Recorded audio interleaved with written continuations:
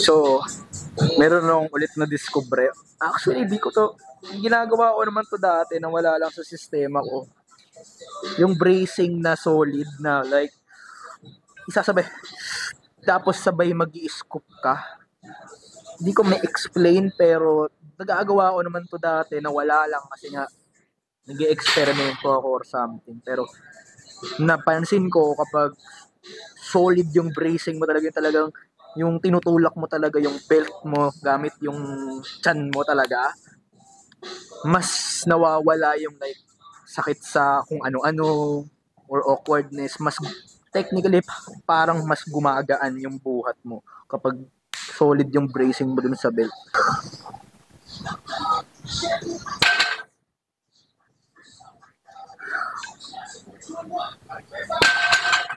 Bugbog na yung ano ko, kamay ko. Mag-ano tayo? Mag-i-strap.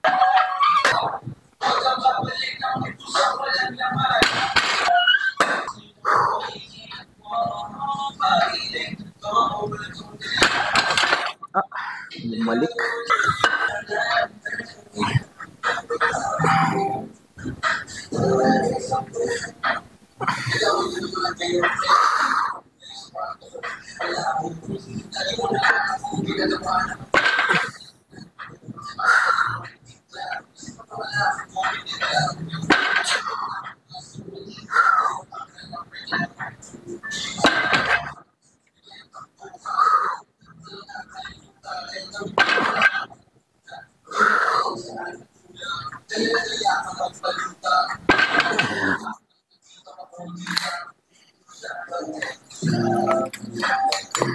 Change settings tayo kasi nauumay na ako dun sa RPE. Mag-ego lifting kami dito.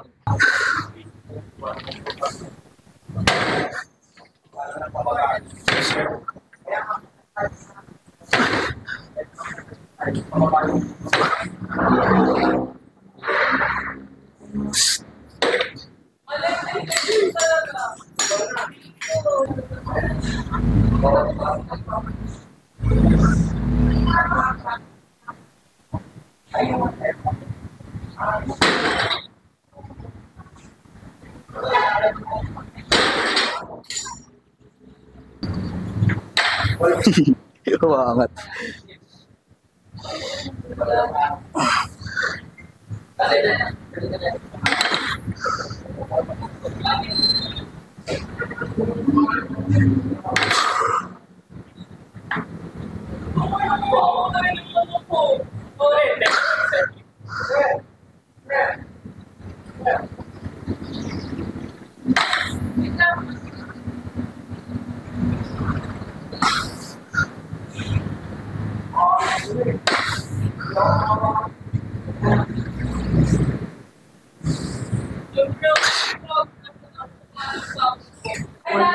Pull, baba, tapos atras muna, tapos isa ulit.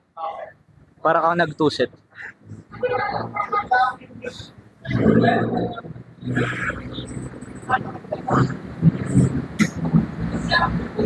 Down. Okay. Kulit ako.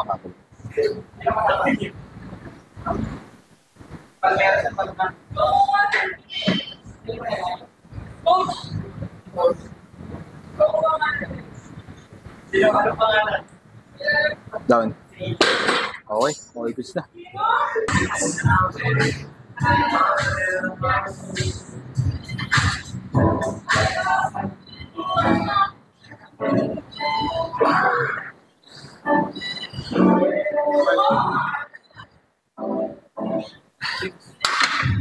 Okay na ako dito. So dapat 77.5 pero 70 na lang. Nakakalimutan ko i-strap yung wraps ko. Nakaligtaan ko, wala pala ako. May bench press pa pala ako. Nakakala ko SLDL lang. The reason why sa dito ako sa Fleetworks eh, wala lang. Bagot lang ako doon. Gusto lang gawin yung accessories dito sa ibang gym, makita man lang ng tao. After nito meron ako sigurong lat raises, bicep, tricep din. Goods na. Single arm. Kahit 2 sets lang.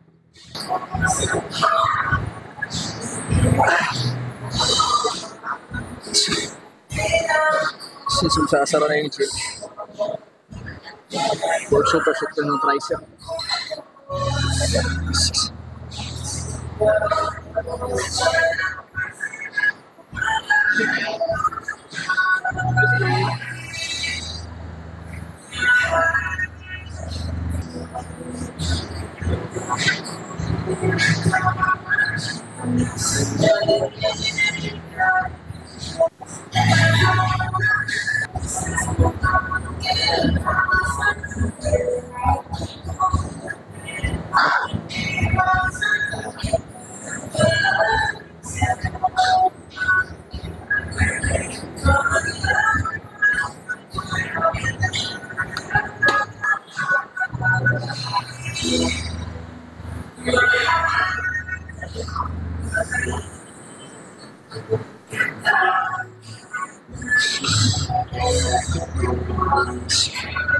Meron pa rin kumikirot sa right shoulder.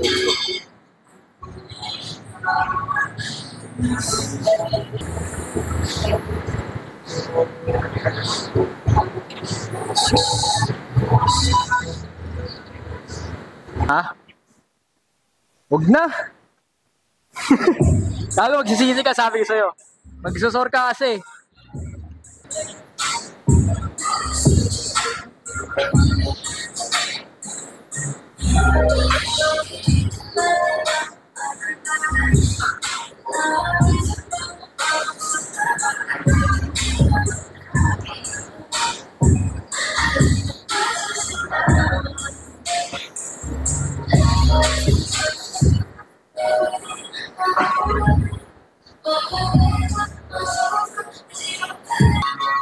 So, ayun na nga mga chong.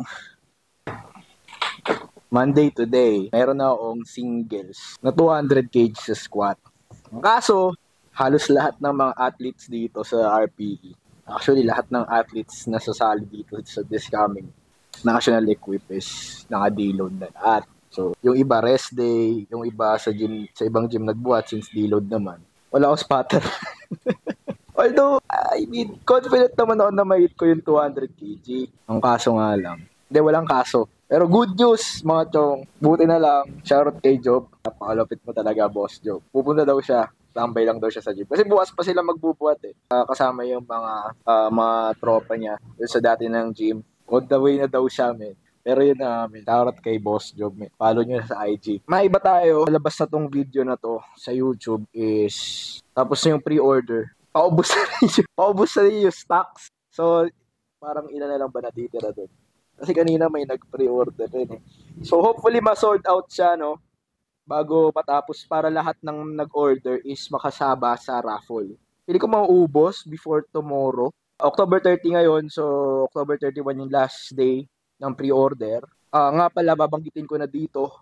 RPE will be one of the sponsor of the event that will happen this November 19, 2023, 8 a.m. to 3 p.m. which is Active Strength Games. So, kung anong nag-organize ng event na to is the one and only Boy SBD ng Pilipinas. Actually, hindi ko naman siya technically talagang malapit na kaibigan kasi ilang beses na kami nagkita nito. Pero, natawag ko siyang kaibigan kasi naalala ko lang yung umu-order pa lang ako ng SBD, nagkikwentuhan. I mean, alam ko isa ako sa umorder sa kanya. Sa first, hindi ko alam kung first or second batch akong umorder sa kanya. Last, tatandaan ko yun, parang 2020 or 2021, parang ganun.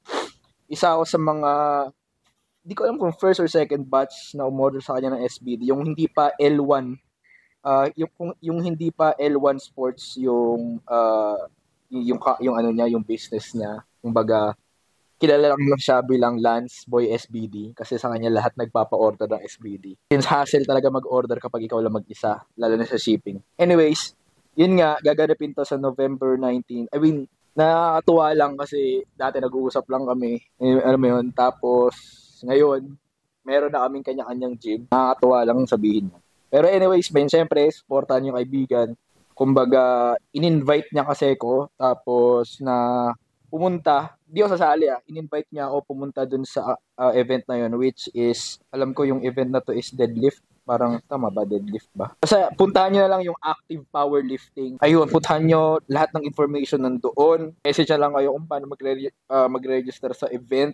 Marami mga prizes doon, including itong RPE shirt. So, talking about stocks a while ago, yung tatlong mananalo dun sa event is magkakaroon din ng RPE shirt, competition shirt. Sponsor na ba yun kung tawag kung gano'n? Parang gano'n. Kumbaga nagsabi lang ako, Lan, sige, supportahan kayo, punta ako dyan. Yung mga mananalo, bigyan ko ng RPE shirt. Yun lang, men. Punta kayo doon, malay nyo. I mean, sumali kayo, malay nyo, manalo kayo ng. Di lang RPE shirt, marami pa. Ano ba? Power Dragon PH, Mayhem, Powerlifting, ano ba to? L1 Sports, which is yung business ni Lance. Momentos din, mananalo din kayo ng Momentos. Solid, supportahan nyo yung mga local brands ng powerlifting. Kasi, kumbaga, way na yun eh. Kumbaga, pag nag-create tayo ng mga local brands na related sa powerlifting, way na yun para makuha natin yung mga mata ng mga non-powerlifters, di ba? Para maging, alam mo yun, nag-gets mo yung point ko. Lahat naman tayo, I mean, hindi ko alam kung lahat tayo or feeling ko lahat naman siguro ng powerlifter is nangangarap na maging as much as possible mainstream sa Pilipinas ang powerlifting. Which is, alam ko medyo malabo, pero kung gagawa naman siguro ang paraan, possible naman siguro yun, di ba? Hindi lang siguro mainstream like makilala pa. Kasi marami talagang misconception about powerlifting kaya hindi sila sumusubok na ito. Or yung iba na hinahalo nila yung weightlifting sa powerlifting. So, siguro, alam mo yun, tayo din naman magtutulungan para makilala tong sports na to. Diba? Yun lang naman, men. So, siguro way to yung mga events, local brands, meets, mga national meets, then yung mga local event like deadlift, yung nakaraan lang, mayroong deadlift event sa Gymzilla. So, yung Nexus din. Kumbaga, step by step, gagawa ng paraan tayo lahat para makilala tong sports na mahal natin. Okay? Pero ay na nga, men. Pupunta kayo, basta visit nyo lang yung active powerlifting. Nga pala, gaganapin to sa lahat ng information na doon na, pero sabihin ko na lang din. Active Sports Center, GFSM Light Mall near MRT Boni, Mandaluyong City. So, kung siguro pupunta ako dito, mag-commute na lang ako. Ayokong magkotse sa EDSA. Ayoko. Ayaw magkotse sa EDSA. Ay, well, pwede rin naman since alam ko Sunday to, November 19. Sunday to. Pero ayoko pa rin mag-commute papuntang EDSA. Basta ayoko talaga mag-commute papuntang. Ayokong sasakyan papuntang EDSA. Kung pag ako nagdadrive, ayoko talaga. Kaya normally kapag pumupunta ako along EDSA like Galleria or like Mega Mall, mga ganun, mga Ortigas, mag-MRT lang ako kasi basic lang naman yung commute dito. Sasakay lang ako ng isang jeep papuntang SM Fairview sa amin. Then from SM Fairview, meron na siyang papuntang QAV station. So yung QAV station na yon, rekta na yon kung saang part ng EDSA mong gusto pumunta. Okay, sobrang basic lang. So basta ayoko talaga. Pero anyways, punta kayo doon, men. Nandun ako. Tatlong mananalo doon is magkakaroon ng RPE competition t-shirt. Pero yun na nga, men. Dami ko nang sinabi. Squat. Maraming salamat kay Boss Job.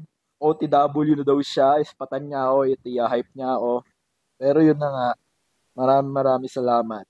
Kasi nag-post ako doon sa GC namin na ang mag-i-spot sa akin si Papa Jesus.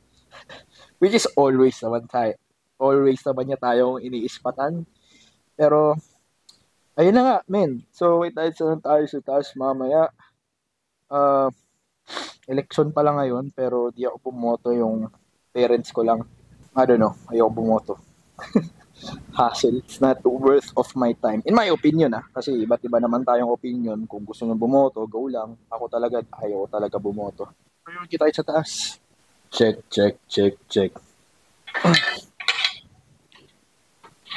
For ba? Hindi for. Meron tayong spotter. Tinawag kay Boss Job. Ano kaya ngayon Hype man. Ay, kung winawarm up to nuts ko, sinabi nagka-cramps.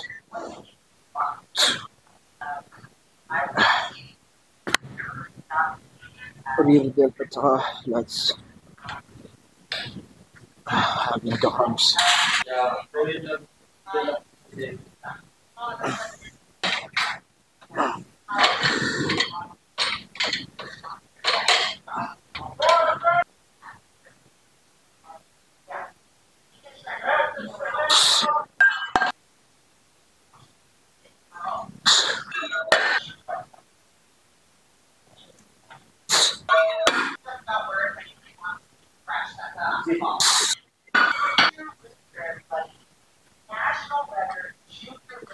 $50.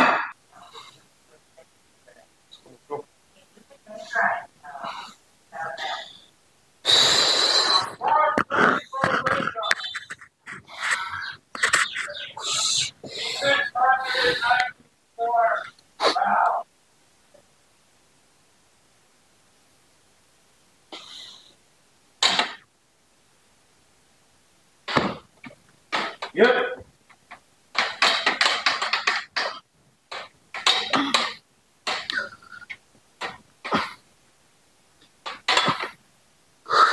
Yeah.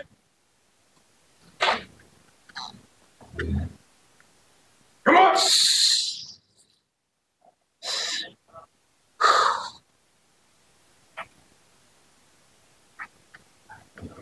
Nice one. Shit! Thank you, par. Ah! Shit. Basok ba? Shit, man. Thank you. Buti na lang talaga tumalo na akong 200. Tama lang.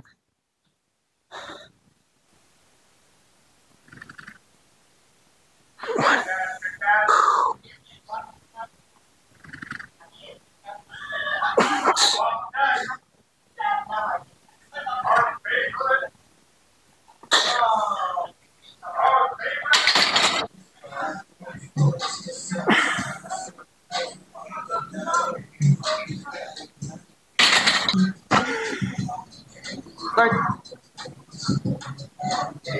Press. Drops na naman. Fuck. Ah, fuck.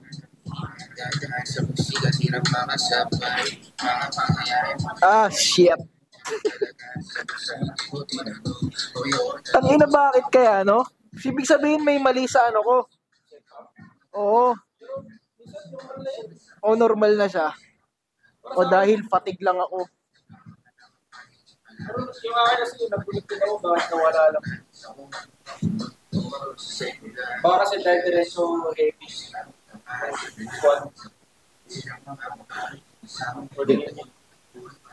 Ah.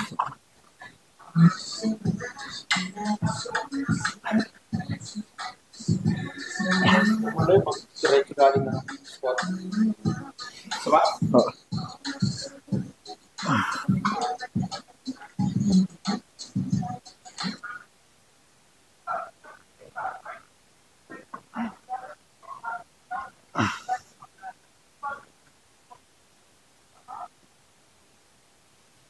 In.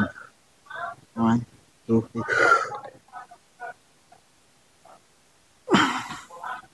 Start. Press. Up! Up!